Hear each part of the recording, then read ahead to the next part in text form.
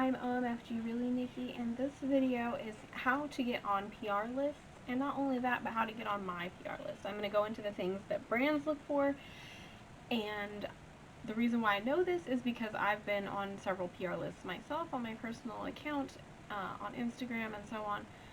And also, I've posted some videos that were PR related. They're just older videos.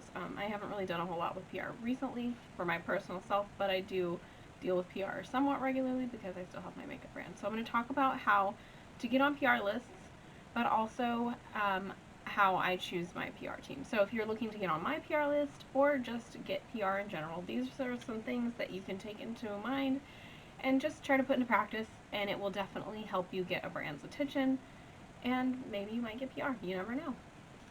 So the first one is a really simple one, and I feel like it's actually one that a lot of people that message me don't do. To me, it's an automatic no.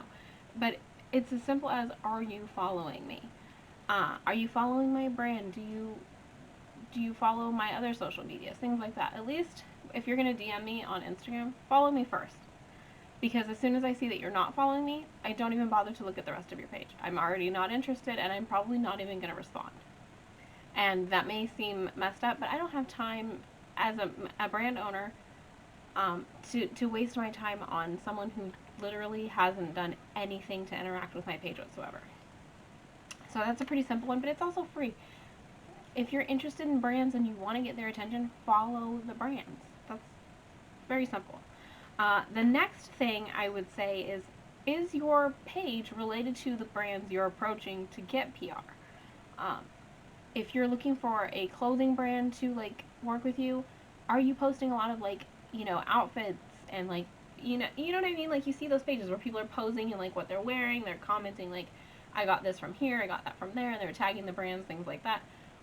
Or if it's makeup, are you posting a lot of makeup stuff? Are you posting a lot of hair related stuff or skincare? Whatever it is that you're, the brands that you're interested in, are you posting something that they're going to be relatable to? Because if they feel like your page doesn't relate to them, they're not going to be interested. Okay, number 3, how often are you posting? That's pretty important. And also, how many posts do you have? When I'm looking at a page, I look if you just started your account and you don't have very many posts, I'm not going to really consider it. I have a lot of people that have asked me that they don't follow me, and they also have 2-3 pages, 2-3 posts. That's not enough for me. I want to see someone that's been active for a little while. I want to see somebody that's posted some pictures, if they posted regularly, things like that. I feel like those things are very important. You don't have to have thousands of posts, but I feel like you should have, I don't know an exact number. To me, I look for at least between 20 and 2,000. Somewhere in that number. And 20 is pretty low. Typically, I like to see more than that. I like to see, honestly, more 500 posts, but it really depends on the other things that I'm going to go into. But definitely, if you're trying to get a brand's attention before you're approaching them, make sure that, like I said, make sure you're following them. Make sure that your page is related to the content or the products that they put out.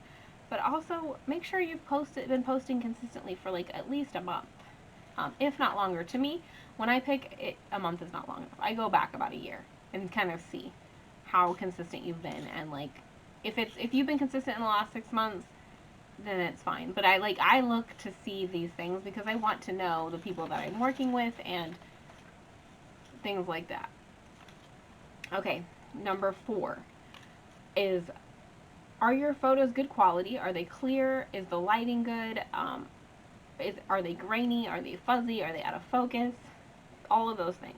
And also, what is your makeup skill? Because for me, I own a makeup brand, so I want to see, you don't have to have perfect makeup. You don't have to be a pro or an expert. But if it's just if you use an app and try to say that you did your makeup, I always know. I hate those. I don't even respond to people that do that. If you've used an app, it's a no. I don't care if you use a little Facetune, to blur your pores or something, but don't Facetune your, don't do a James Charles. Don't do that. He does too much. But also, if you're not taking good pictures, you're not taking clear pictures, I'm not going to want you to promote my product. And it's not to shade you or be rude. It's just, I want to make sure that my products are looking good and they're being shown in the best way that they can be. So somebody who's taking good quality photos, that's important. And if you're not good at pictures or you're still learning, that's okay. You don't have to be perfect. The thing is, if your ultimate goal is PR, you shouldn't be like, oh my god, I need it right now. This is like a long-term goal. It can take 3 months, 6 months. It might take a year or longer. Like, this is not something that people don't just get on PR lists. It just doesn't happen that way. And I think the thing is, like, people post about the positive stuff in their life, not the negative. So how many times were they told no before they got that PR box? You know, you have to keep those things in mind and have like a long-term goal. Don't just think, oh, and if I don't get NPR by the end of the month, then obviously I suck and I'm dead. That's ridiculous. Like, all of these things take time. So please be patient with yourself and the process it takes to build your page and your skill up to the where they need to be. And if you're not good at photography yet, that's okay. And sometimes, you know, we don't always have the best equipment, but here's what you can do. You can look on YouTube, you can do a Google search, and there's so many free tips on how to take better pictures. Just things that you might not know or might not think of. You know, we're not all good at everything, so it's okay to not be perfect at that right now. But you absolutely can learn those things and get better. And so definitely, if you don't feel like your pictures are that great, or even if you're like, I think my pictures are good, but maybe they could be better. Either way, it never hurts to watch a couple videos and see if you learn something. I do that a lot, actually. Not necessarily about that, but it's like just things about human nature, just things about the world sometimes. It's always good to be learning. Okay, number 5 is, what is your engagement like? And when I say that, I am very meticulous. I go through Social Blade, and there's a couple other websites that kind of run your name and your social medias and tell me, has this person bought subscribers? Have they bought followers? Are their views legitimate? Like, are their likes legitimate? Are their comments legitimate? What's their ratio of comments to likes? Are those matching with their follower like level? I look at all of those things in your engagement, and I know bigger brands do too. So if you're looking to get on somebody's PR list, make sure you're legitimate.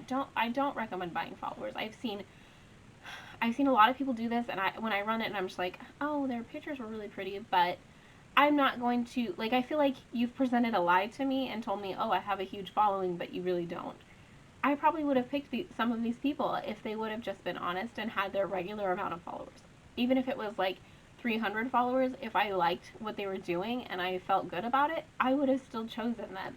But when I see that you bought followers, I feel like you're obviously trying to deceive other people, and you're not going to deceive me. So I'm like, okay, you're not trustworthy, and I don't want to work with you. So unfortunately, when you do that, it doesn't look good on your page in that regard. But it also creates this thing where when you buy followers, you have to consistently keep buying followers. And I don't think it's very cheap. I've been curious, like, not for myself, but just because I'm like, why are people doing that? Because it's very clear when somebody has bought followers. And there's actually somebody there's several brands, actually, that I've noticed that have done that. And they like to do it when there's a giveaway because they think that it's like a huge boost. But the problem with that is a lot of times they do it during a loop giveaway. Everybody didn't gain 20,000 followers in a week. You know, it doesn't. So why did only one person gain quite that many? Like, it's a loop. In order for you to win, everybody has to follow, like, all the pages. So it's just, it's blatantly obvious. And I'm like, well, obviously your brand is not, it's not authentic. It's not honest, and that's not something that I want to be a part of, so I won't be working with those brands anymore. But it's the same thing with an individual, because if you want my attention and you want me to send you free products, because I'm essentially investing in you when I'm sending you something, so I want to see that you're honest, you're legitimate, and that you're just doing what you need to do. You don't have to be a huge name. You don't have to have thousands of followers or thousands of comments or all of that. I just want to see consistency, really. So keep those things in mind, because it can be really tempting to boost your numbers, but in the long run, you're actually going to destroy your engagement. Your engagement is going to go from decent to just awful, because you'll have 20,000 followers on your page, but they're fake. You know what I mean? Like, if you only have 2,000 real followers, but 20,000, excuse me, I got the hiccups, 20,000 that it says you have, those out of the 2,000 that actually follow you, you've gotten 18,000 people who don't, they're just dead accounts. So they're not going to interact with you. They're not going to make a purchase. They're not going to comment on anything. They're not going to save anything. They're not going to look at your story.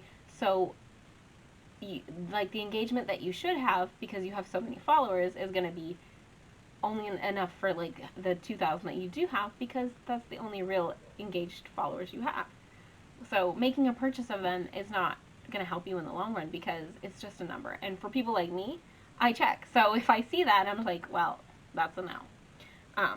Anyways, are you active on my page, and are you liking my content, and are you, are you saving things? I don't think I can see that, but I can tell it when people do it. So like, are you liking? Are you commenting? Are you active in that regard?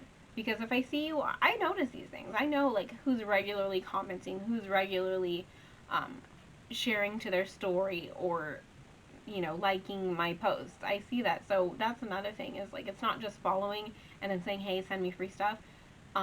It's a big thing for me to see people who I feel like are truly interested in my brand. They're actually commenting on things, and like, not just an emoji, but they're like, oh my god, this is so cute, or wow, I love this. Like, whatever it is that you feel about each post, I like real comments. I don't mind. Sometimes it's like you don't know what to put, and you're just like, you know what, let me just put a bunch of fires. This shit's fire anyway. It's good. Sometimes it's that kind of thing. But every once in a while, leave a real comment too, But just, and that's the thing, is like, if you really want to be on someone's PR list, those things are important, because for one, they're not costing you anything but a few seconds of your time. And that helps boost the page a little bit. It helps the page get their name out there a little bit more. And if you truly want PR, and the whole point of PR is not for you to get free shit. It's for you to help this brand grow, and to also help, like, they'll help you grow too, because I always try to repost everybody. I don't care what your age is, what your gender is, what your sex is, what your, whatever label you are under. I don't care about any of that. If you love makeup and you're actively posting, that is what I vibe with. That's all I really care about. So let's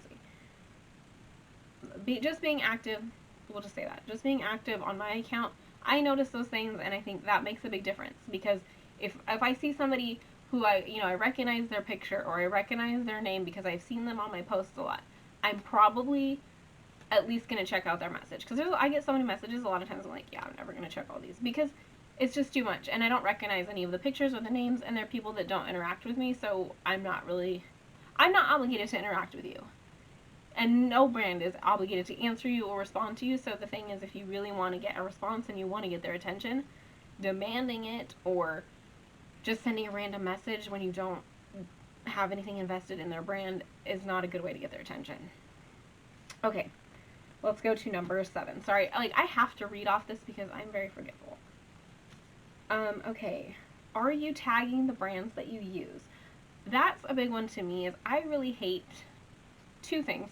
One, I don't like when people just tag me in the picture, because if I don't know what product you used, I'm not going to repost you. I want to know, hey, post what lipstick you use, post what highlighter you use, post your foundation. And the thing is, tag all the brands you use. Don't just tag one. And I honestly don't recommend working with brands that put that restriction on you, because they're going to screw up your engagement, and they're going to screw themselves, because you want to be seen on all of these pages, not just this little brand. Especially, I see a lot of like super indie brands doing this, where they don't want you to tag anybody else, and it makes no sense, because they're stunting their own growth. They're essentially shooting themselves in the foot. But the thing is, you don't want them to drag you along with it. So unless it's a brand you super like really want to work with, and you've really been like coveting their products, I wouldn't even recommend working with them, because I don't like restrictions. And I don't put any restrictions on my people. I don't have like a set time limit. I don't have a set time frame, or the type of pictures, or what it is you need to do. I just want to see that you're going to use the product in your own time, at your own ability, the way that you want to use them. Like, I just want to make sure that they're used, and that I get tagged at some point. And then I'm going to repost you, and hopefully people will check out your page. Okay. Let's see. With that, I will say I like a lot of detail. Like I said, really, like, break it down. Say what you used, make a list, let everybody know. I mean, the more pages you tag, the more brands' attention you might get. And the thing is, when you're doing that regularly, you never know who's watching. I've had huge brands on my personal page that like have left a comment or liked stuff, I mean, that I never thought would even pay attention to me. So you really never know who's on or who's paying attention. And just because they don't like your page doesn't mean they haven't seen it. So if you do enough and get their attention, it's absolutely possible. Okay, number 8. Are you using hashtags and are you using them correctly?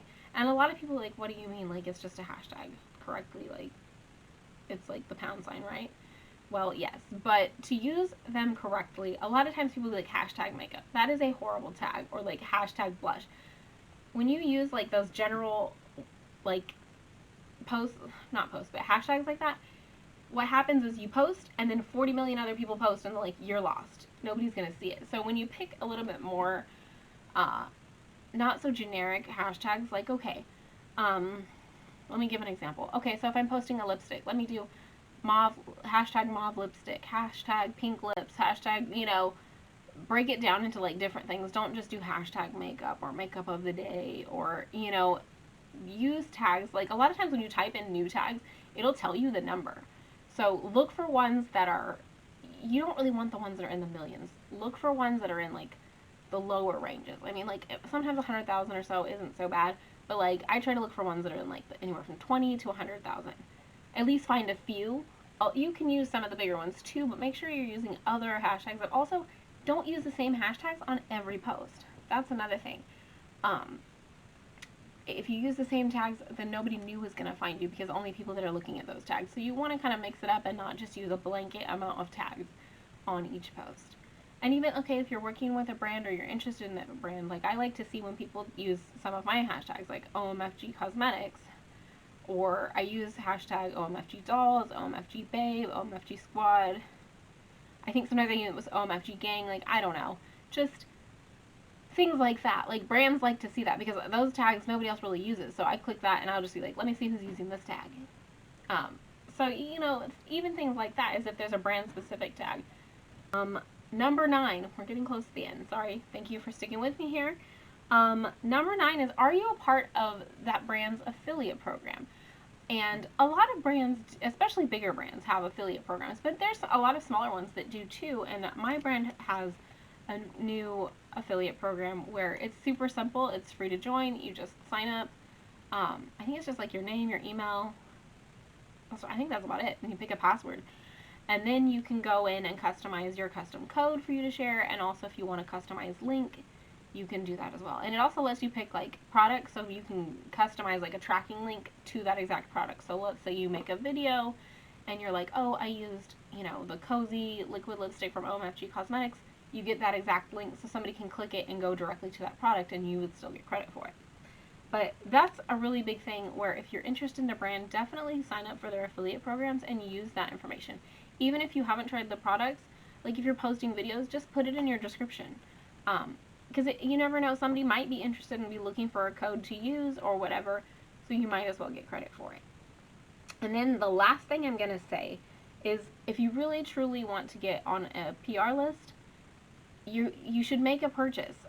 And that seems like really maybe, I don't know, a lot of people probably won't be happy with that answer, but truthfully, most of the people that I pick for my PR team have made a purchase, and I've seen that they were active on their page. I look to see if they're active, and I see that, hey, they've used my product, they're using it correctly, they're posting pictures, they're doing this, they're doing that. That's actually something that's important to me. And if you care about the brand, especially when you're trying to ask for a free product from a small brand like mine, I still don't get paid, and I've been working my ass off for 3 years. It is what it is. Like, we don't always get to like millionaire status and stuff in overnight. So I don't have a huge budget for PR. I do, like, my brand has been definitely growing, and I do hope to be able to expand it next year, but I am where I am, and it just is what it is. So when I'm giving out free product, you can't think of it like, oh, you're doing me a favor. The thing is, I have 26,000 followers. So if you have less followers than me, you're not necessarily doing me a favor. I do like to have pictures to share, but usually I have enough customers that are doing that I don't actually have to send out PR for that purpose. I still do it because I do want to work with smaller influencers, and I want to encourage people to keep trying and to keep at it, because I see these amazing micro influencers that are growing, that are active, and you definitely deserve PR just along with some of these huger people. And I know that a lot of times, because you don't have big numbers, you get passed over, and that sucks. And that's why I'm making this video, because I want people to be inspired and encouraged to keep at what they're doing. And you absolutely can get on PR lists, even my PR list. But I also need to make sure that people that I'm investing my product in are also investing in me. So it's kind of a give and take. You can't just expect some free product. So I hope this is helpful, and I hope that you guys are having an amazing day. And I want to talk about, in my next video, I'm going to be doing a giveaway. So if you haven't subscribed, definitely subscribe now, because I'm hoping I will post a new video on Friday.